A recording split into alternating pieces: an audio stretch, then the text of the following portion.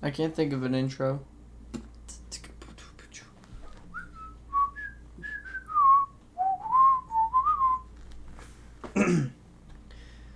Hello everyone, my name's Stonesy Boy and welcome back to Stonesy Reads.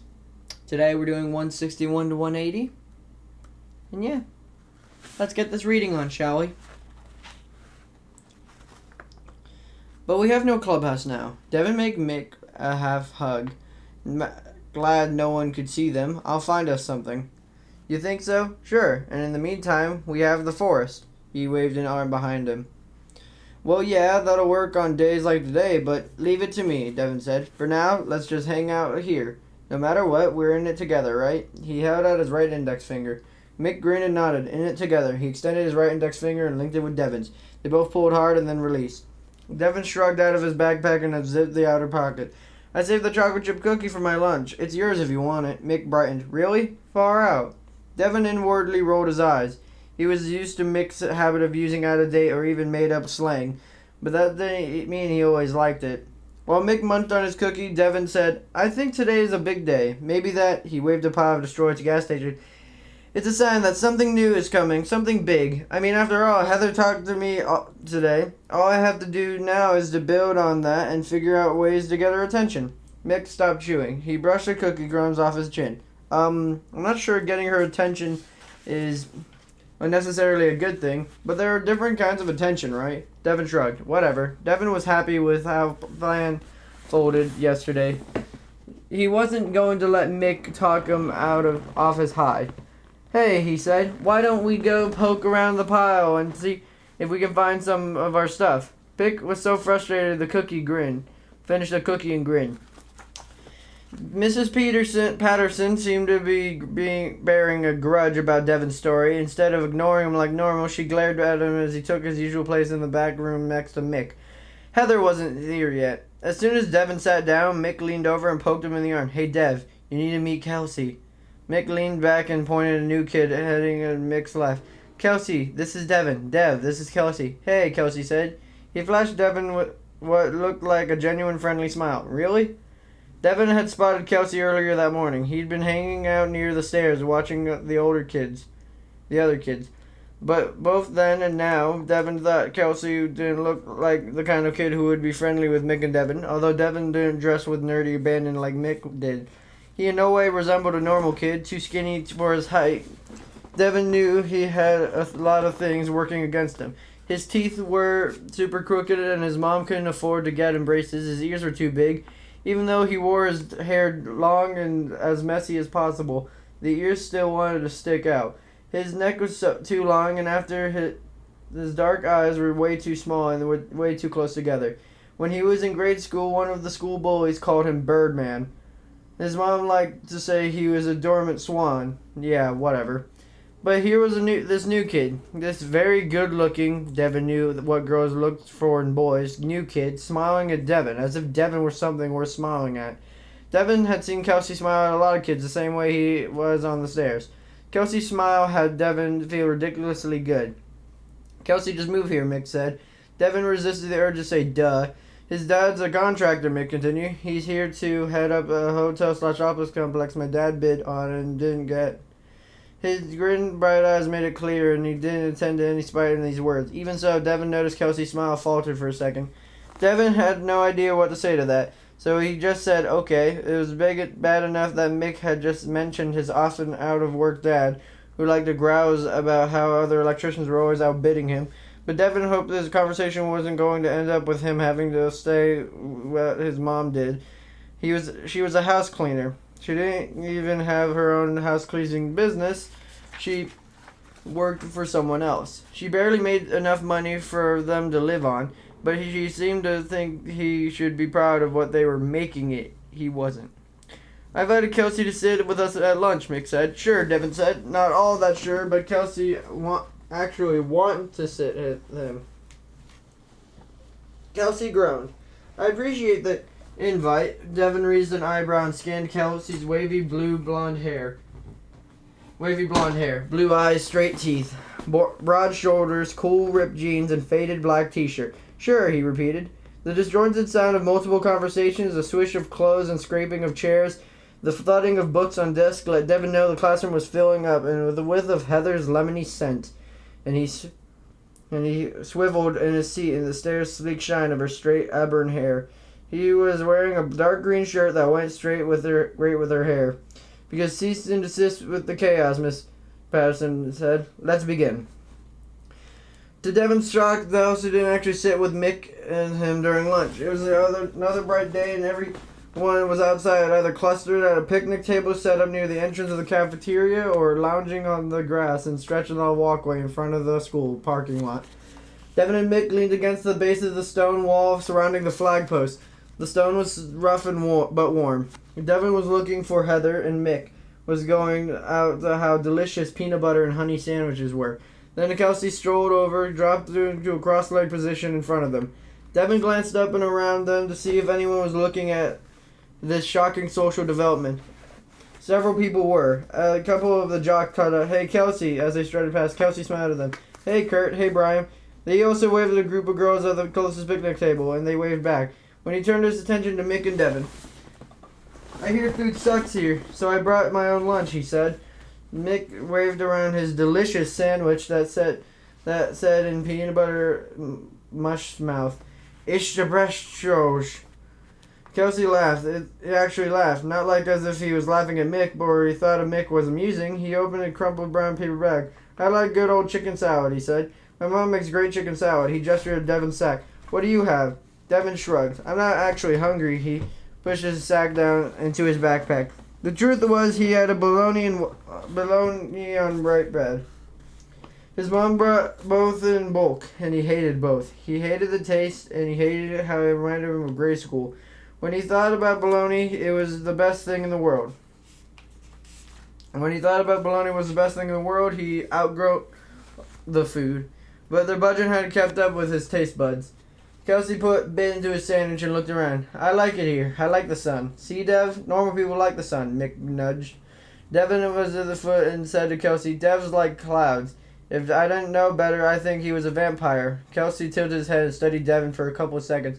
For those 2 seconds, Devon felt a weird feeling, as if he was being evaluated. But then Kelsey laughed and leaned toward Devon. "Well, he doesn't sparkle in the sun like those movie vampires." He laughed again. "Probably not a vampire." Devon had said in a creepy vampire accent, "I don't want to shock your blood." "Hey, Kelsey," a girl's bell-like voice called out. Devon sat up straight. It was Heather. "Hi, Heather," Kelsey said. "You find that book I was telling you about?" She stood a few feet from them and beamed down at Kelsey. "I did. I'm going to start it tonight." She flicked a glance at Mick and Devon. "Oh, hi, Devon." The tone of Heather's voice as she said hi to Devon was totally different from the one she used for Kelsey. Devon noticed that, of course. Part of his brain told him the sharp, heavy tones of each syllable of his name represented sarcasm. Part of his brain didn't care. It only cared that she said hi to him. "Hi, Heather." She wrinkled her nose at him, flashing a big smile at Kelsey, and walked away. "Pretty girl," Kelsey said softly after Heather had moved off. He watched her for a few seconds, then scanned the rest of the students, his gaze resting now on someone before moving on. "Yeah," Mick said. "Devon thinks." "Yes, she is," Devon interrupted. He turned and gave Mick a look that clearly said, "Shut up." Mick was sharp enough to quietly return to his sandwich. Kelsey started talking about the experiment they'd done in science class, and Devon turned out. He watched Heather talking animatedly to her friends while he half listened to Kelsey and Mick discuss chemical reactants. Was this what it was actually like to fit in? Maybe not quite, but it was closer than he'd gotten in years. Devon pretty much floated through the rest of the day. He hadn't felt this good in a very long time. He even raised his hand once in math and answered a question correctly. Mr. Crenshaw's mouth dropped open. On his way through the school, he met Mick after his last class. Devon asked Heather and her friends loitering by the lockers. Heather stood on her back to the hallway.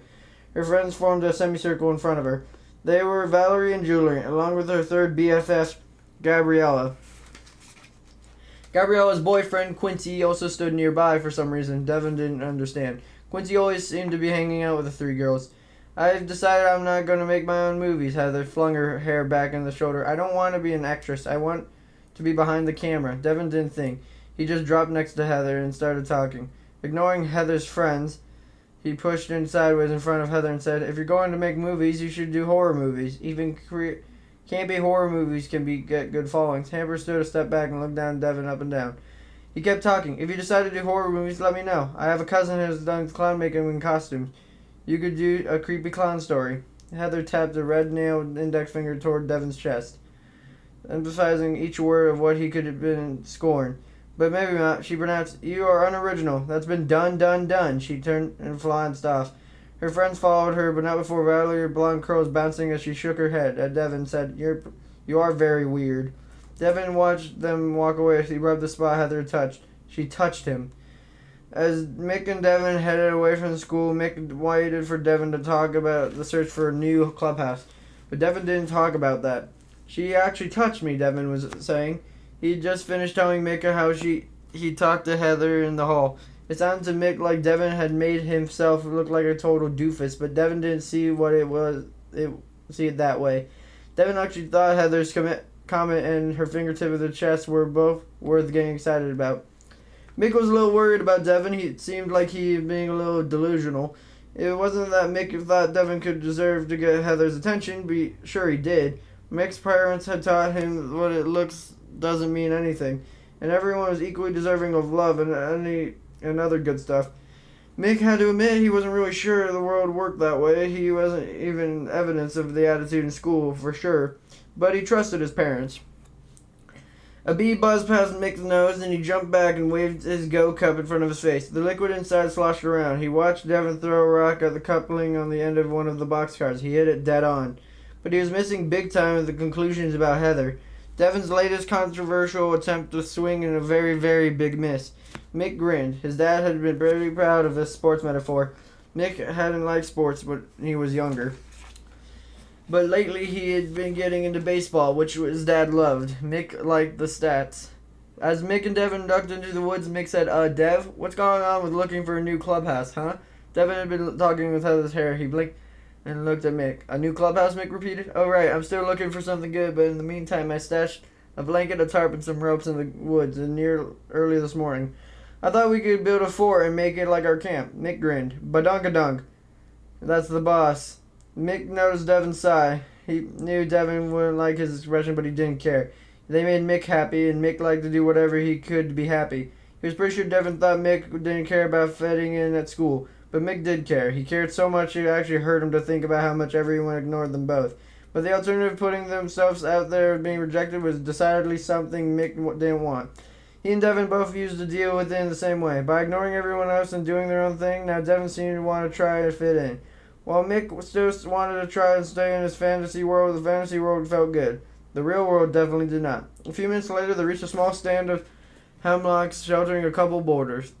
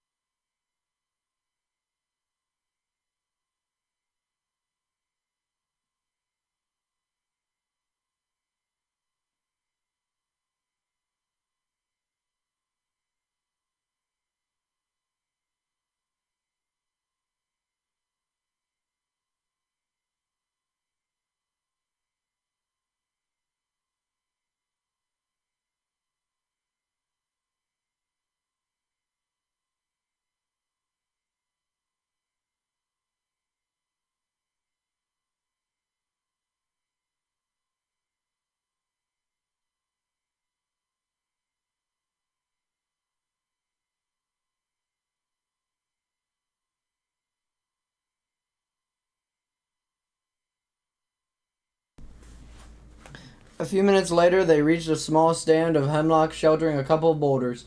Devin went to one of the boulders and pulled out a blanket, a tarp, and some rope.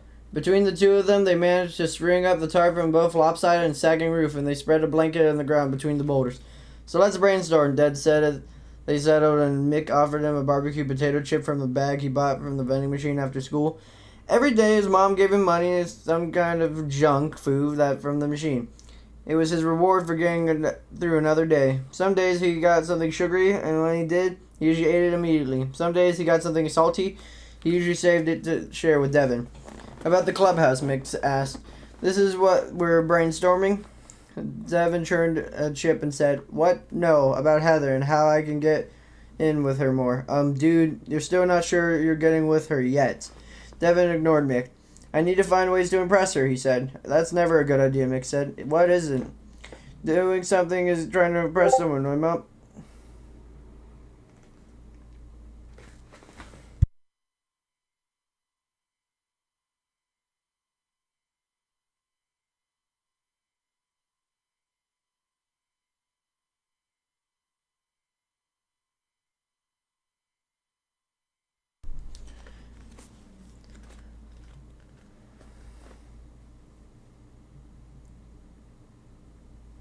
Devin ignored Mick. "I need to find a way to impress her," he said. "That's never a good idea," Mick said. "What isn't?" "Doing something to try to impress someone. My mom says it's been when boys make stupid mistakes." Devin flicked a rock at a fern growing at the base of one of the trees holding up their tarp. "Well, who cares what your mom says?" I do?" "Yeah, well, you shouldn't." How about we talk about the hike that we're going to do on Saturday?" Mike asked. Dad says if we go a couple miles farther north than we normally do, we'll find a pretty jiggy waterfall. "Maybe we should scout out locations for her movies," Devin said. "I would give her a list of good locations. That should make her happy." "Apparently there's some kind of rare plant that grows next to the waterfall," Mick tried again. "It would be cool beans to find it." "Why would Heather want beans?" Devin said. Mick laughed and realized Devin was serious. He'd been listening to anything Mick said. Mick sighed. It was like Devin had been put under a witch's spell. Mick wondered how he could break it. To Devin's amazement, Kelsey met Devin and Mick for lunch again the next day. He even brought a few friends chicken sandwiches. "I thought you'd like to try them," Kelsey said. "Mom makes her own bread, too. It's pretty awesome." Today, the weather was more of Devin's liking. Too many clouds were tufts clustered overhead. They blocked out most of the sun. "Hey," Kelsey said, jerking a thumb toward the sky. Your kind of weather?" He remembered that. Devin smiled. "Yeah." Devin had watched Kelsey in 2 classes they shared. It seemed like Kelsey was making friends with every kid in the class. How did he do that? Was it just because he was good looking? Was it the clothes? Today he wore baggy black pants and a gray shirt. He had a black and red plaid shirt tied to his waist. Devin had never cared about clothes enough to know what was right and what was wrong to wear.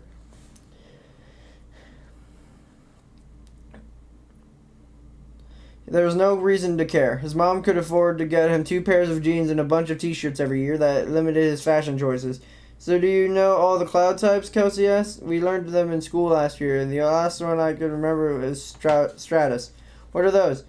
He gestured overhead. "Columbus," Devin said without even thinking. "Maybe that was it. Kelsey talked to you and he'd actually care about what you were into." Did he really care, or was it an act? Devin narrowed his eyes and studied Kelsey as Kelsey asked Mick about Mick's superhero watch. "I saw that latest movie," Kelsey said. "It was dope." Kelsey was staring to get on Devin's nerves. "Wait a minute, what? Why?" Devin frowned. Why was Kelsey bugging him? He should be glad the new kid was hanging with them. He was glad, but he was annoyed too. He just couldn't come to some easily to Kelsey. Too easily, that wasn't fair. Devin snorted, and Mick and Kelsey looked at him. "What?" Mick said. "Oh, sorry, I was just a stupid thought, not important." Kelsey cocked his head and looked at Devin so hard it felt like Kelsey was staring into his soul. Then Kelsey grinned and nodded as he understood exactly, but how could he? "Don't you just hate it when your brain goes and comes out with stupid thoughts? Mine does that all the time," Kelsey said. "It's like it has a mind of its own," he laughed. Mick laughed too. "Brain was a mind of its own? That's a good one." Devin forced a chuckle. "Yeah, haha." He actually had been laughing at himself because he sounded like a baby when he thought it wasn't fair. As if by now all the people would know how life wasn't fair. What do you guys do after school, Kelsey asked. I've been looking into what is available and just haven't decided what to get into yet. Devin didn't want to answer that question. He except Mick involved in any sports or clubs except their own club of two. They had nothing. Mick, intimidated by the question, with naive honesty said, "We just had this clubhouse. It was really cool hanging out at an abandoned gas station, but they tore it down. Dev said he was going to look for a new place for us." Kelsey finished his sandwich and wiped his mouth with a black napkin. Who uses a black napkins? A hangout? He leaned forward. Well, you know the best places for hangouts are abandoned buildings. My friends and I sat at my last school really got into an urban exploring. We found some cool spots. Then I learned that I was coming here. I asked one of my buddies to let me know if there's anything around here worth checking out. He's looking into it. Cool, Mick said. But until then, I can't help with the hangout thing. You can?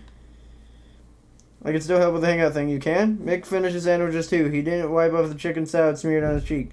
Kelsey pointed at it, and without making fun of it, he said, "You have a little smudge here." "Oh, thanks." Mick wiped his face with the back of his hand. Kelsey smiled. "My parents bought his huge old farmhouse right outside of town.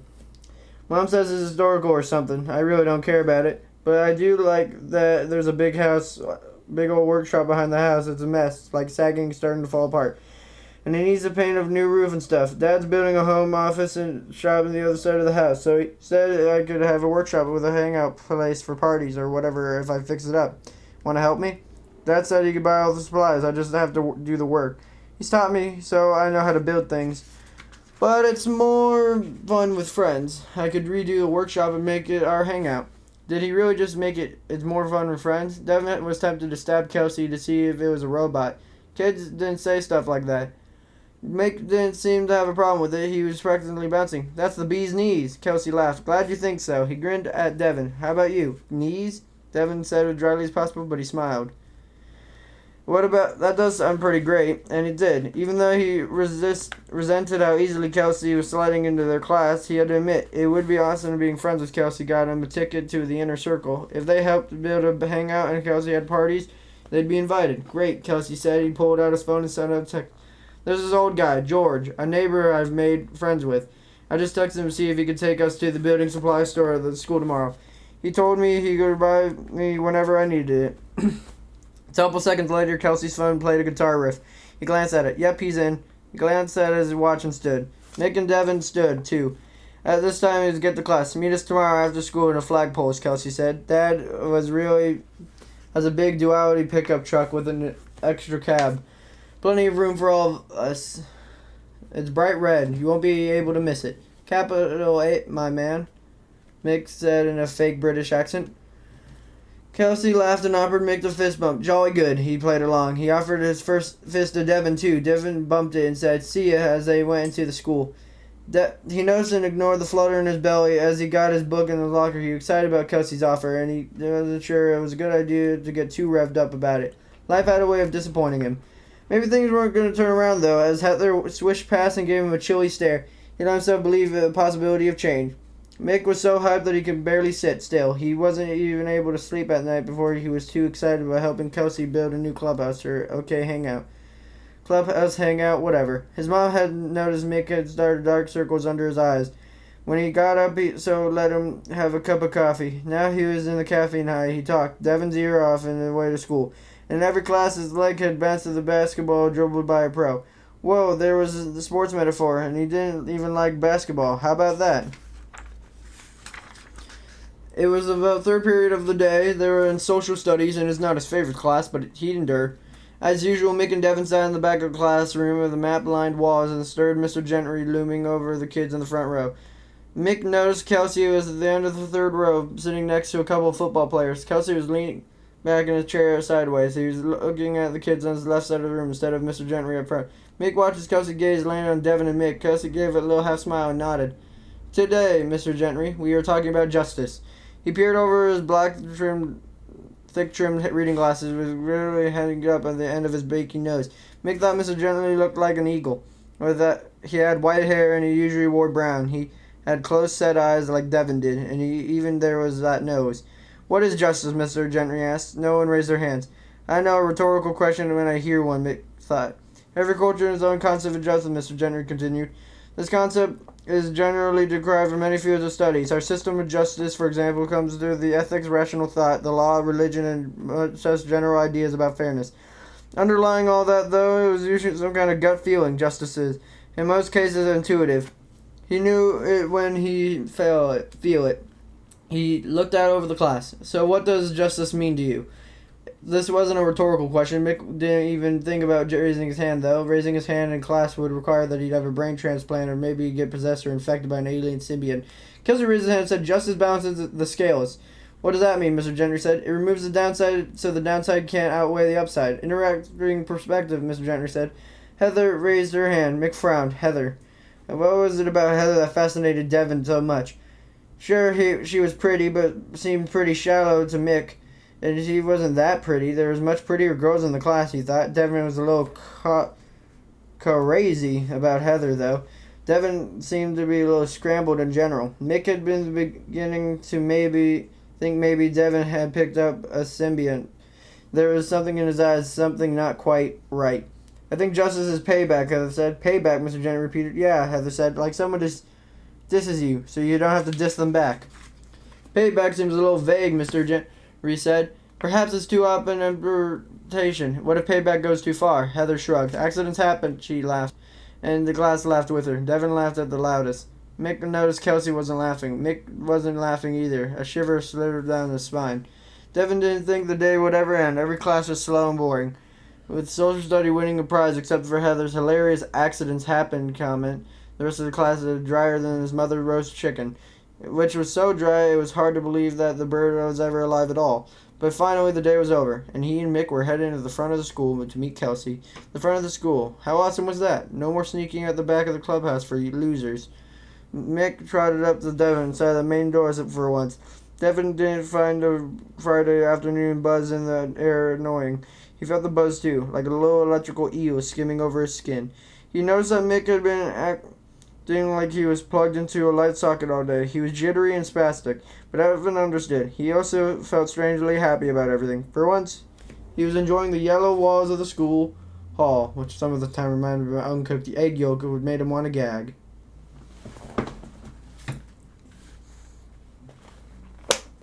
Okay. There we go.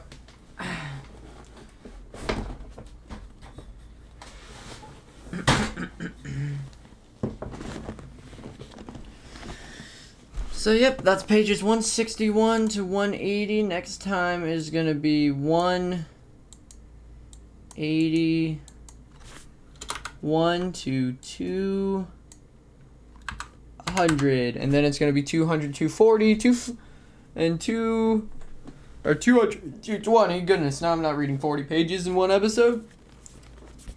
And by the time we get to 240, that'll be the end. So this book will be done by... Oh, let's see. Today's Tuesday. Next episode would be Thursday. So that's 220. So it'll be done by next Tuesday, right? Right. Anywho, what's the lesson I can teach y'all today? Maybe that doesn't make the video go for 30 minutes or whatever time I want it. Oh, it's already 30 minutes long. Cool. Or at least 30 minutes recording that's going to be edited down a bunch or whatever. Let's see. Even if you're in love or if you're trying to impress someone, don't forget about your friends.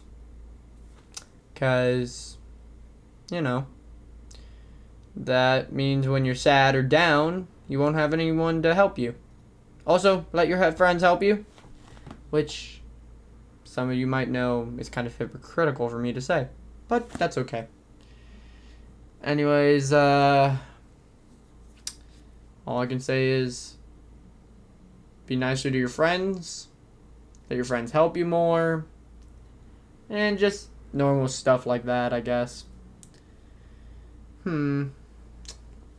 Also, don't forget them. Don't forget about your friends. Also, treat them with respect and stuff. You know, be genuinely kind to them. Even if you're distracted. Also, care about your friends' needs. Like Kelsey. Because Kelsey is cool. And stuff like that. So, care about your friends and you'll make friends in return. Don't be mean to them. Stuff. which is actually a lesson I should take home because I'm very mean to some of my friends. But then again, I'm a therapist, and I help them in the end of the day, and I don't bully them too much. So, you know. But yeah. Or maybe another lesson I can teach is take a new experience as a way of doing stuff. Like, maybe treat a new experience not as negative, but maybe more positive, as of like, hey, I just moved away from my friends. Don't go negative of, oh, I'm going to miss my friends. You're going to miss your friends. Go, I can't wait to meet new friends and still hang out with my old ones. You know, take situations more positively, I guess. Anyways, I hope you guys have a super fantastic, wonderful day. Be polite, be efficient. Make sure to like, comment, subscribe, blah, blah, blah. If you like my reading, tell me about it. I don't care. I'm just doing this because, you know, I like reading. And yeah, hope you guys have a super fantastic, wonderful day. Be polite, be efficient. I'll see you guys next time. Ski-ba beep buddy beep. I don't know if I'm bringing this back